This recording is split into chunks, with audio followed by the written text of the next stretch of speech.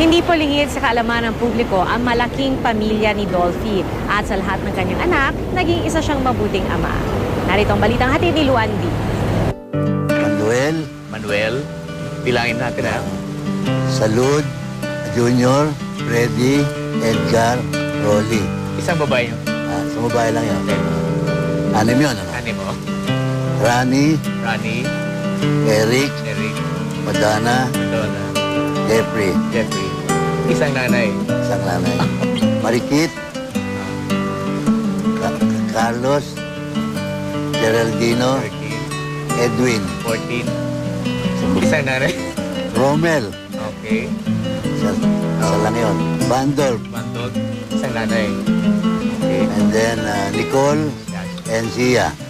Sa kabuuan, 18 ang anak ng King of Comedy sa 6 na babaeng kanyang nakasama. At paniguro ni Mang Dolphy, lahat sila binibigyan niya ng atensyon at pagmamahal. Pero Hindi ka ba nagpe-play favorite sa mga anak mo? Kung meron man, hindi ko na pinaalam, ano. Pero kung maaari, ayoko no?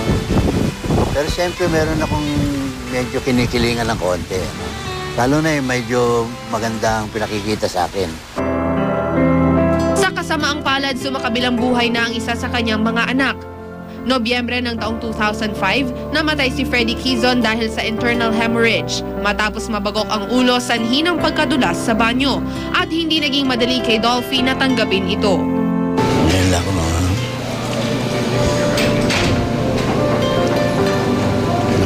Namatayan ang anak, ngayon lang. Masakit pala. Sakit eh. Pero okay lang dahil yung gusto ng Diyos. Tayo mga halos. Ilan sa kanyang mga anak sumunod sa kanyang yapak sa showbiz. Si Dolphy Jr. nga na itampok pa bilang anak niya sa pelikulang Like Father, Like Son noong 1967.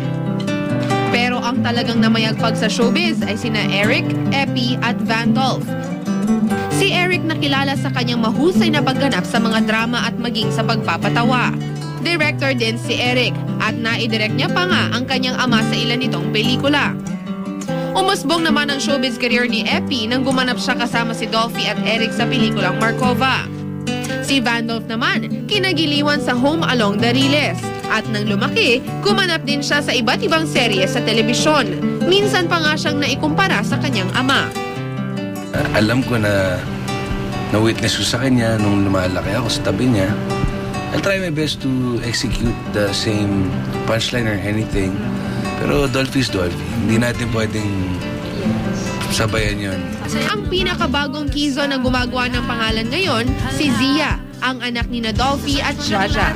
Namana ni Zia ang galing sa pagkanta ng kanyang ina. At ngayong taon, naglabas na siya ng kanyang album. Ang lampas 100 ng supling ni Dolphy, kasama niya sa hirap at ginhawa. At walang kahit anong comedy skit o punchline ang makatutumbas ng sayang dulot nila sa nag-iisang hari ng komedya. Bueno, pagdating ko naman sa mga anak, memoryado ko yan. Ba't di ko naman mamimemorya yan 10 balding luha, iniluha ko dyan. Pero 10,000 beses naman po ang tuwa kong naranasan sa kanila.